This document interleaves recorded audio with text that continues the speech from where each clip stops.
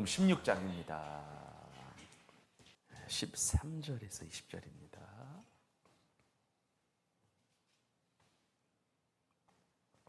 찾으신 줄 알고 교독하겠습니다.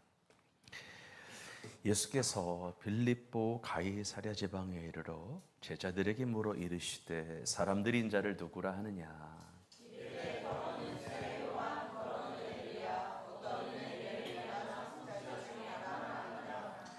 이르시되 너희는 나를 누구라 하느냐.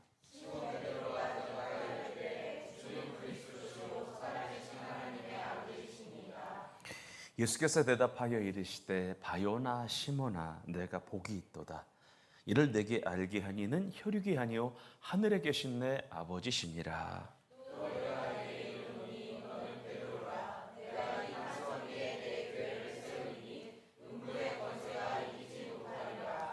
내가 천국 열쇠를 내게 주리니 내가 땅에서 무엇이든지 매면 하늘에서도 매일 것이요 내가 땅에서 무엇이든지 풀면 하늘에서도 풀리리라 하시고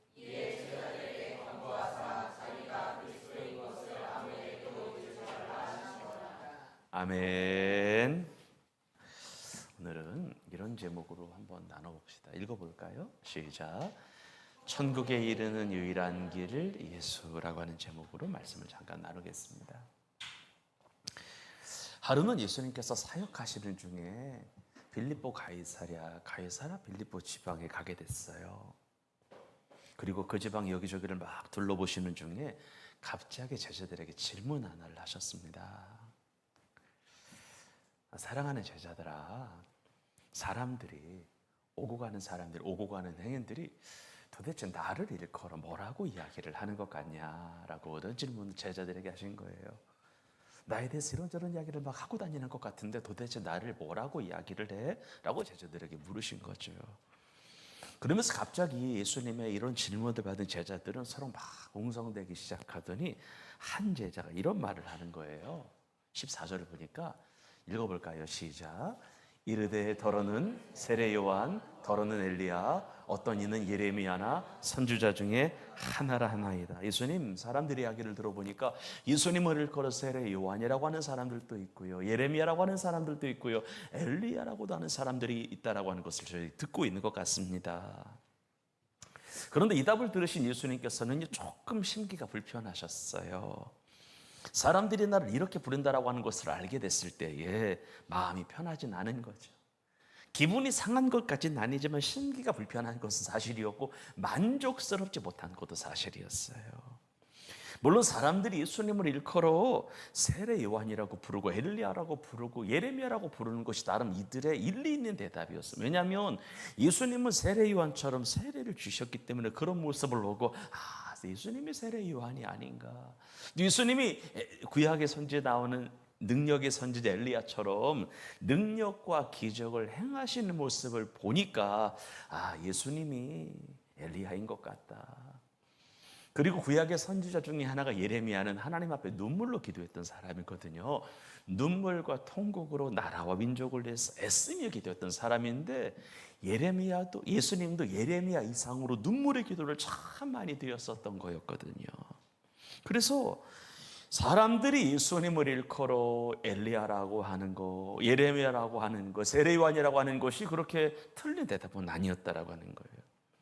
하지만 정답도 아니었습니다. 정답도 아니었어요. 그래서 예수님이 제자들에게 직접 물어요. 한번 따라합시다. 너희는 나를 누구라고 하느냐? 이런 거예요. 사람들이 나를 일컬어 세례 요한이라고 하고 예레미야라고 하기도 하고 엘리야라고 부르는데 너희는 나를 뭐라고 하느냐? 그때 예수님의 12제자 중에 머리급이 되는 수제자 베드로가 이런 고백을 고민하지 않고 생각하지 않고 단박에 대답을 하지요. 한번 읽어봅시다. 시작. 시몬 베드로가 대답하여 이르되 주는 그리스도시요 살아계신 하나님의 아들이시니이다. 아멘. 이 고백은 고민하다 한 대답이 아니었어요. 생각하다가 골몰이 생각하다가 한 대답이 아니었고요. 이 질문을 받은 즉시 튀어나온 대답이었습니다.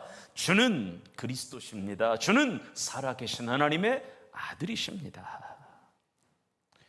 그때 예수님은 베드로의 고백을 듣는 순간 기분이 정말 좋으셨어요. 베드로의 고백에 만족해 하셨습니다. 그래서 베드로의 고백이 끝남과 동시에 예수님께서는 기쁨을 감추지 못하는 표정으로 환하게 바뀌시더니 베드로를 향하여 칭찬과 축복의 메시지를 그 베드로에게 쏟아 놓으신 것을 보게 되는데, 우리 17절 18절의 말씀을 읽겠습니다. 시작. 예수께서 대답하여 이르시되, 축복하시는 거예요. 시작. 바요나 시모나 내가 베드로의 원래 이름은 시몬이에요. 바요나라고 하는 것은 요나의 아들 시몬 베드로야. 내가 복이 있도다. 빨간 글씨. 시작. 이를 내게 알게 하니는 혈육이 아니요 하늘에 계신 내 아버지신. 베드로야, 네가 예수 그리스도를 향하여 주는, 예수님을 향하여 주는 그리스도시요 살아계신 하나님의 아들이라고 고백한 것은요, 사람이 가르쳐 준다고 살 수 있는 고백이 아니라, 사람이 인위적으로 할 수 있는 고백이 아니라, 하늘에 계신 하나님께서 성령으로 너의 마음을 감동하셔서 예수가 그리스도, 예수가 주인, 예수가 하나님의 아들이라고 고백하게 한 거지 네 힘으로 할 수 없는 고백이야 라고 하시는 거예요. 혈육이 아니요 하늘에 계신 하나님께서 역사하신 거다. 이거 네가 하고 싶다고 할 수 있는 고백이 아니야. 인위적으로 할 수 있는 고백이 아니야. 그러면서 18절이에요. 이런 축복이에요. 시작. 또 내가 내게 이르노니 너는 베드로라. 내가 이 반석 위에 내 교회를 세우리니 음부의 권세가 이기지 못하리라. 이런 거, 주는 그리스도시요 살아계신 하나님의 아들이라고 하는 고백을 하게 되면 구원받은 주의 자녀가 된다는 거예요. 어떤 자녀? 구원받은 주의 자녀가 된다는 거예요.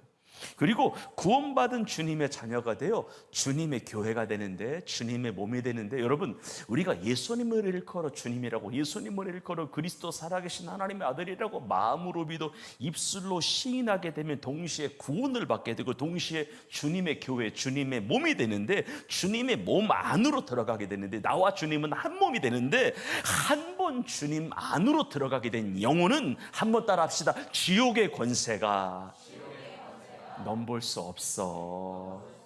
믿으시면 아멘 합시다. 그런 거예요. 예수님을 일컬어 그리스도라고 고백을 하잖아요. 그러면은 주님의 몸이 돼요. 주님의 지체가 돼요. 우리의 머리는 예수님이시고 그 머리 대신 예수님께 붙어있는 몸 지체 부분이 되는데, 하나님이 성령의 능력을 통하여 예수님과 연결시킨 것은 지옥의 권세도 깨뜨릴 수 있다 없다? 없다는 거예요. 여러분, 이게 축복이에요, 저주예요? 축복인 거예요. 한 번 주님 안으로 들어오잖아요. 이것은 지옥의 음부의 권세도 이길 수 없어. 너를 깨뜨릴 수 없어. 한 번 하나님의 자녀는 영원한 하나님의 자녀야 라고 하나님께서 예수님께서 말씀을 해주시는 거예요. 그러면서 19절입니다. 시작. 내가 천국 열쇠를 내게 주리니 내가 땅에서 무엇이든지 매면 하늘에서도 매일 것이요 내가 땅에서 무엇이든지 풀면 하늘에서도 풀리리라 하시고, 너희가 베드로야, 네가 나를 주인이라고 고백했잖아. 그리스도라고 고백했잖아. 그래서 너는 내 안으로 들어오게 되었잖아. 그러면 어떻게 되는 줄 알아? 하늘과 땅이 연결이 된다. 네가 하나님 아버지와 연결이 된다. 그래서 모든 일이 주 안에서 형통하고 풀리는 인생이 된다라고 하나님께서 축복을 선포해 주신 겁니다. 우리는 예수 믿기 전까지 하나님 나라와 연결이 안 됐거든요. 하나님이 내 아버지가 아니었거든요. 그분과 나는 상관없었거든요. 그런데 이 고백함과 동시에 드디어 하늘과 땅이 연결이 된 거예요. 내가 하나님과 연결이 된 거예요. 그래서 하나님이 예비하시고 준비하신 것들 이제는 가져다 쓸 수 있는 은혜가 이 시간 우리에게 생긴 줄 믿으시기를 바랍니다. 이것이 천국 열쇠라고 하는 겁니다. 이것이 본문의 말씀이에요. 그러면 여러분들, 제가 어디까지 할지 모르겠지만 시간이 허락하는 데까지만 할게요. 베드로가 예수님께 드린 고백이 어떤 고백이었기에 예수님께서는 그 고백을 들으시고 그렇게 기뻐하셨을까? 베드로가 주님께 드린 고백이 어떤 고백이기에 그 고백에 그렇게 흡족해 하셨을까? 베드로가 예수님께 드린 주는 그리스도시요 살아계신 하나님의 아들이라고 하는 고백이 어떤 의미가 있는 고백이기에, 어떤 의미를 내포하고 있는 고백이기에 그렇게 고백한 베드로에게 주님이 주실 수 있는 칭찬과 축복을 쏟아 부으신 걸까? 첫째는 뭐냐면 예수님을 한번 따라합시다. 나의 주인이라고 고백했습니다. 가장 중요한 건데 나의 주인이래요. 예수님 보고.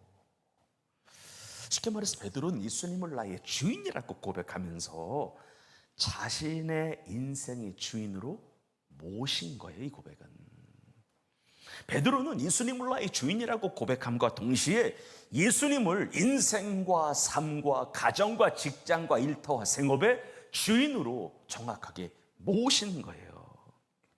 그러면 여러분들 주인과 종의 관계가 어떤 관계이기에 예수님께서는 자신을 주인이라고 고백한 그 고백에 감동하셨을까? 도대체 주인이라고 하는 고백이 어떤 고백이기에 예수님께서는 그 고백을 듣고 기뻐하시고 칭찬을 부으셨을까? 여러분들, 우선 종은 두 가지가 없어요. 한번 따라합시다. 자유와 선택. 이게 없어요. 종은 확실히 없어요. 진짜 종은 자유권이 없어요. 선택권이 없는 존재인데 이런 거예요. 베드로가 주님을 향하여 내가 당신의 저는 종이고 예수님은 나의 주인이라고 하는 이 고백은 뭐냐면 내 몸을 비롯하여 그동안 내가 갖고 있었던 모든 것들, 예를 들어서 시간 이런 거 있잖아요. 재능 같은 것들 있잖아요. 물질, 소유, 이 모든 것들이 더 이상 내 것이 아니라 누구 거다? 예수님 것입니다 라는 고백을 드린 거예요. 내 것이라고 지금까지는 내 것이라고 하는 생각 갖고 내가 살았다는 거예요. 그런데 내가 당신을 보니까 당신은 나의 주인이라고. 그러면서 자유, 소유, 모든 것들을 다 누구에게 귀속시킨 거예요? 주님에게 귀속 이양시킨 거예요. 그런데 베드로는 예수님을 자신의 주인으로 보시면서 그래요. 자신의 모든 것들을 다 이양했습니다. 하나님, 예전에는 시간은 내 것이라고 생각했는데 시간도 주님 것이었습니다. 하나님, 내 몸뚱아리의 주인이 나인 줄 알았는데 이것도 주님 거였네요. 하나님, 물질도 내 것이라고 생각했는데 주님 거였네요. 그리고 중요한 게 있어요. 자식이 내 건 줄 알았는데 이 자식도 예수님 거였네요. 생각이 번쩍 나게 된 거예요. 여러분들, 베드로가 주님께 드렸던 주는 그리스도시요 살아계신 하나님의 아들이라고 하는 고백은 예수님의 나의 삶 전체의 주인이라고 하는 의미가 들어있는 아주 위대한 고백입니다. 그래서 베드로의 인생을 예수님께서 전적으로 그날부로 책임져 주시기 시작한 거예요. 저는 생명의 빛교회 성도님들의 삶과 인생의 진짜 주인이 예수님이셨으면 좋겠습니다.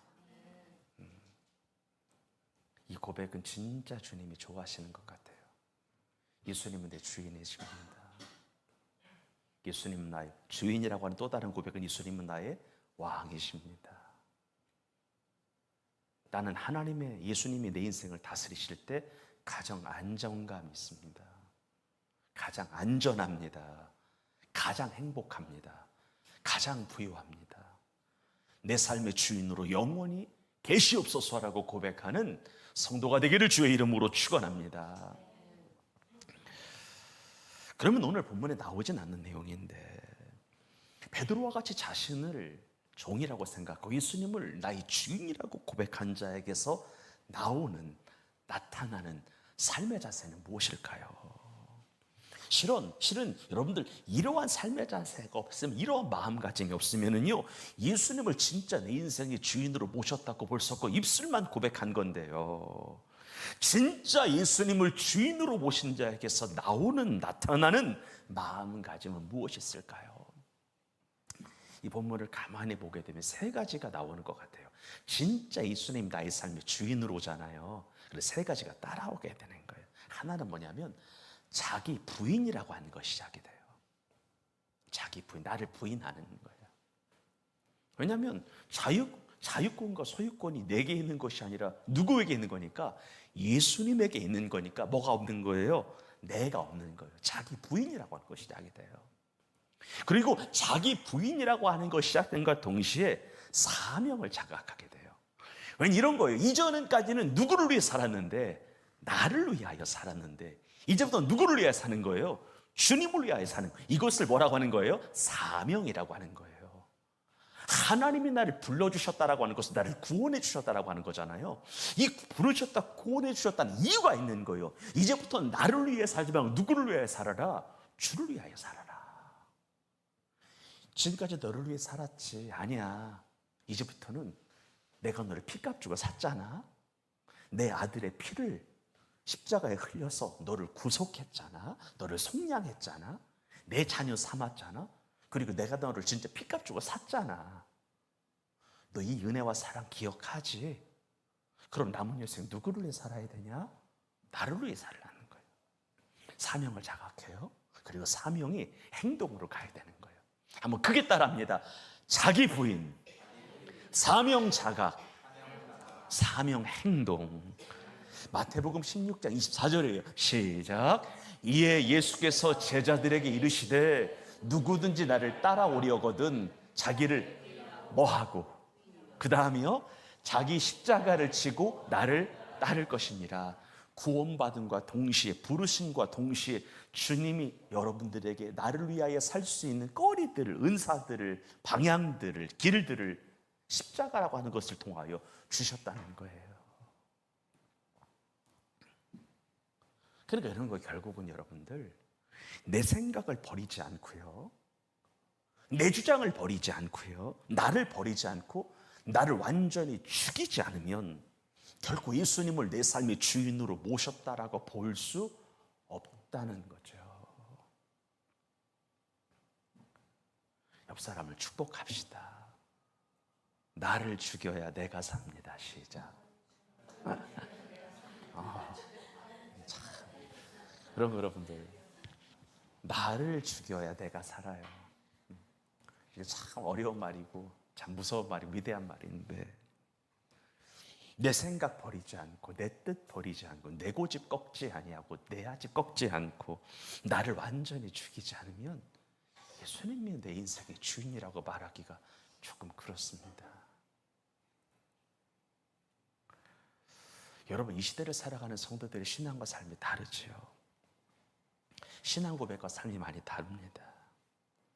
지금 자신이 예수님께 드린 신앙 고백과는 너무도 다른 삶을 많은 성도들이 살죠. 여러분, 예수님이요, 바리새인과 서기관들과 사두개인들을 책망하신 이유가 뭐였어요? 근본적인 이유가 뭐 때문에 그랬어요? 두 글자로, 외식하는 자의 좀 부드러운 말이 뭐가 있을까요? 위선 때문이었어요. 위선 때문에 그랬어요.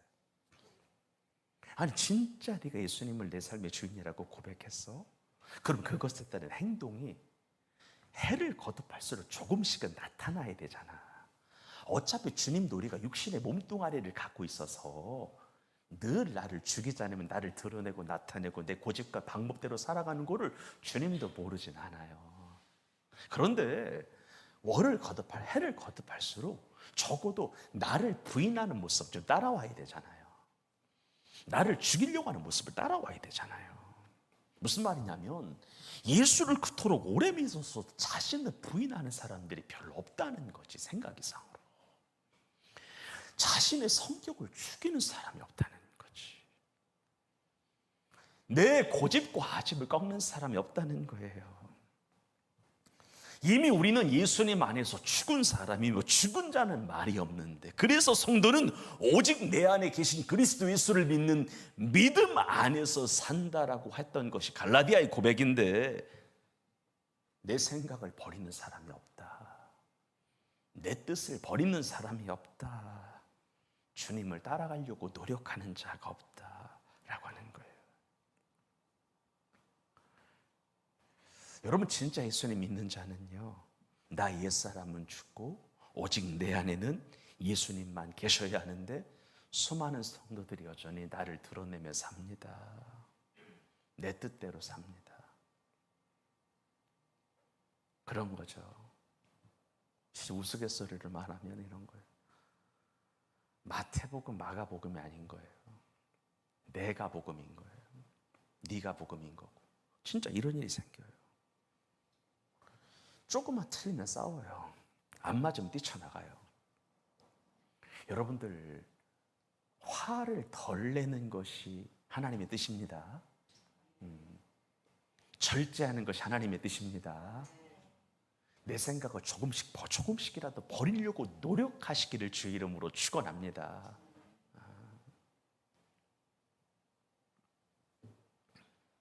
종이 주인에게 하는 순종이 필요하다는 거예요.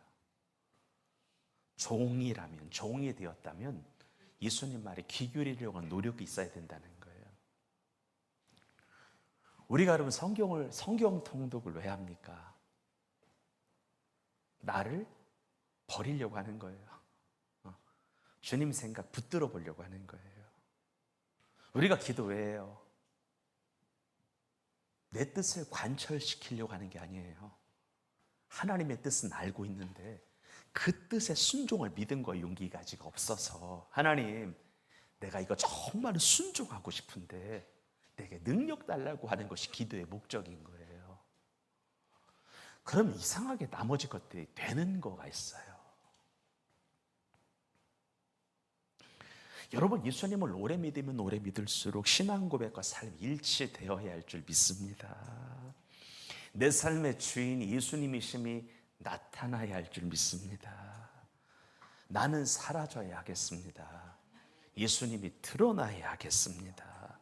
그때 하나님께서 그 영혼을 축복하시는 거예요. 그 영혼에게 은혜 베푸시는 거예요. 내 생각대로 다 살고 하나님 믿는다고 하지 마십시오. 내 뜻대로 실컷 살고 하나님 믿는다고 하지 말라는 이야기예요. 내 고집 하나 꺾을 줄 모르는데 여전히 내가 하나님을 믿는다고 하지 말자 이거예요. 화낼 거 다 내는데 내가 예수님 믿는다고 말하지 말자 이거예요. 진짜 여러분들, 예수님이 나의 삶에 귀퉁이에 없기를 바랍니다. 삶의 중심이 계속 있어야 돼요. 그래서 우리가 예배를 드리는 거예요. 기도도 하는 거고 주의 말씀도 읽는 거고 부단히 기도하는 거예요.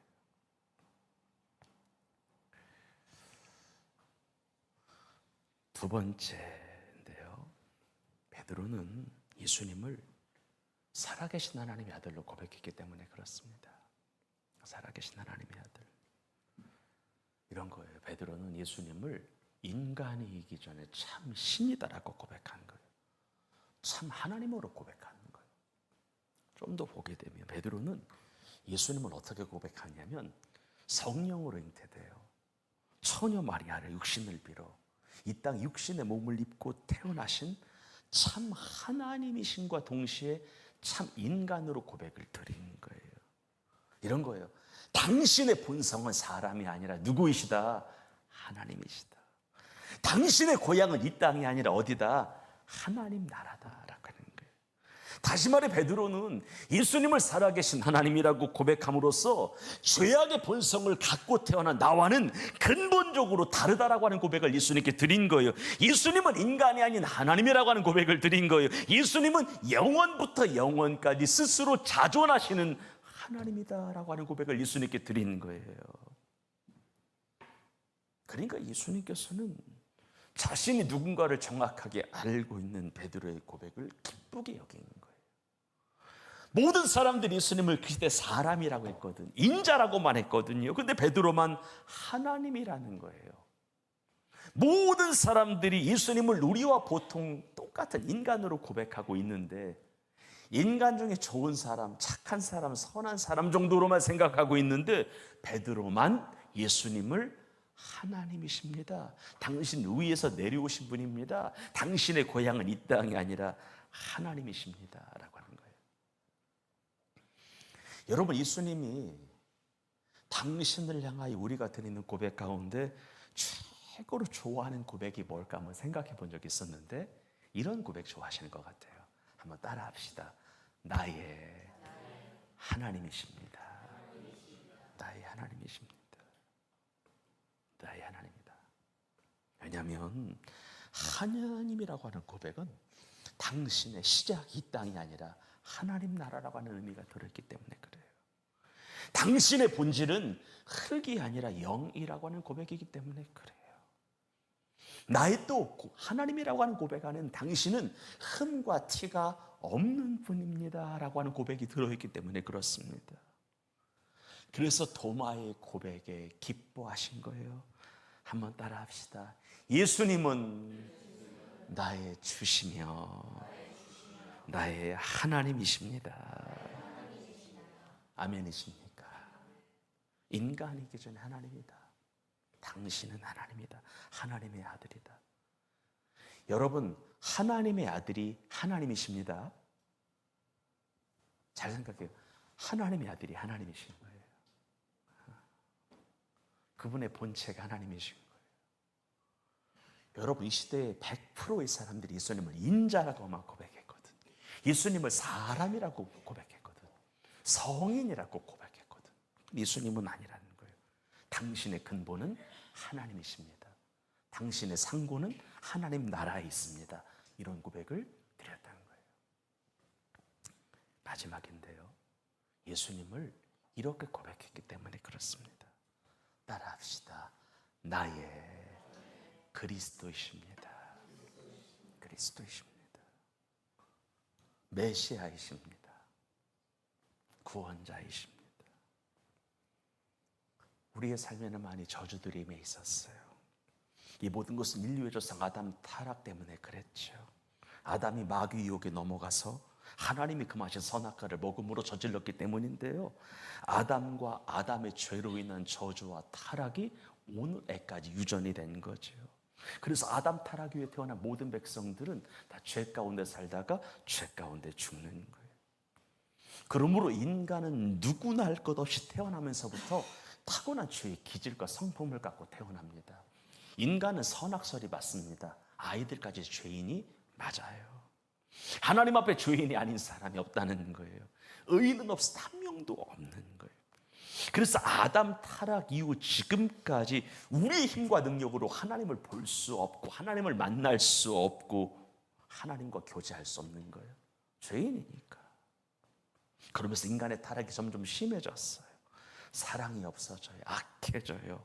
세상적으로, 마귀적으로, 정욕적으로 우리의 삶이 점점점 안 좋은 쪽으로 바뀌는 거예요. 그러면서 방금 말씀드렸던 것처럼 아담의 후손들에게는 죄만 유전된 것이 아니라 죄로 인하여 저주까지도 고스란히 유전이 되었습니다. 그러므로 인간은요, 때가 돼서 죽는 게 아니에요. 죄로 인한 저주의 마지막 결과로 죽는 거예요. 내가 돼서 죽는 게 아니라고. 죄로 인한 마지막 결과가 죽음이자 사망이다, 지옥이라 가는 겁니다. 그런데 하나님께서 전도서에 보니까 이 땅에 살아가는 모든 사람들에게 마음 하나를 주셨대요. 어떤 마음이냐? 한번 따라합시다. 영원을 사모하는 마음. 이 말은 쉽게 풀면은 영원히 살고 싶은 마음을 모든 사람들에게 넣어주셨대요. 전도서에 나오더라고. 영원히 살고자 하는, 영원을 사모하는 마음. 그래서 인간은 죄와 사망과 영생과 구원에 관해서 끊임없이 질문을 했다. 무슨 말이냐면 죄와 저주와 죽음의 문제를 해결하기 위한 온갖 노력을 다했다는 거예요. 선행도 했다는 거예요. 구제도 했다는 거예요. 노력을 했다는 거예요. 금욕도 했다는 거예요. 그리고 오늘 성경에 나오는 베드로 또한 다른 사람들과 마찬가지로 죄와 사망과 정생과 구원에 관한 문제에 관해서 똑같이 고민했었다는 거예요. 무슨 말이냐면 베드로 또한 죽기 싫었던 거예요. 만일 죽은 이후의 세계가 있다면 좋은 곳으로 가고 싶은 열망이 베드로 안에도 있었다는 거예요. 그런데 이런 고민과 갈등 속에서 예수님을 쫓아다니던 그 찰나에 어느 순간 예수님을 보는데 내가 애타게 찾던 메시아구나. 저분이 하나님이 보내주신 구원자구나. 저분이 나를 구원하실 구세주구나. 나를 죄와 사망의 권세에서 끄집어내어 하나님의 나라에 이끌어 갈 수 있는 유일한 분이다라고 하는 것이라고 하는 믿음의 확신이 확 들면서 조금의 주저함 없이 단번에 예수님은 그리스도시요 살아계신 하나님의 아들이시라고 고백한 것이고요. 그 고백이 진심임을 받으신 예수님께서는 그에게 구원과 영생과 복을 주신 줄 믿으시기를 바랍니다. 결론 맺겠습니다.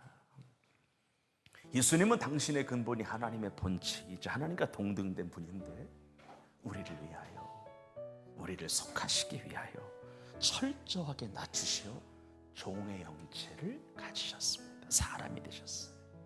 거룩하신 하나님 인간이 되신 거예요. 그리고 예수님께서는 오고 오는 인류의 모든 죄를 위하여, 대신하여 속량하시기 위하여 고통스러운 십자가를 지셨고, 그 십자가에서 모든 것을 쏟아 부으심으로 말미암아 온 인류를 위한 그리스도로서의 사명을 완수하신 거예요. 그런데 베드로는 그 하나님의 특별한 은혜로 말미암아 예수님이 그리스도임을 알게 됐어요. 예수님이 그리스도임이 느껴졌어요. 예수님만이 그리스도라고 하는 믿음의 확신이 성령으로 왔어요. 그래서 그날 고백한 거고 구원을 얻은 것입니다. 여러분, 천국에 이르는 고백은 단 하나, 예수님만이 나의 주인이시다. 예수님만이 나의 하나님이시다. 예수님만이 나의 그리스도라고 고백하는 것 외에는 없음을 믿으시고 베드로와 같이 예수님을 평생 믿기를, 예수님을 나의 주인으로 그리스도로 살아계신 하나님으로 고백하며 살아가기를 예수님의 이름으로 축원합니다. 하나님 아버지 감사합니다.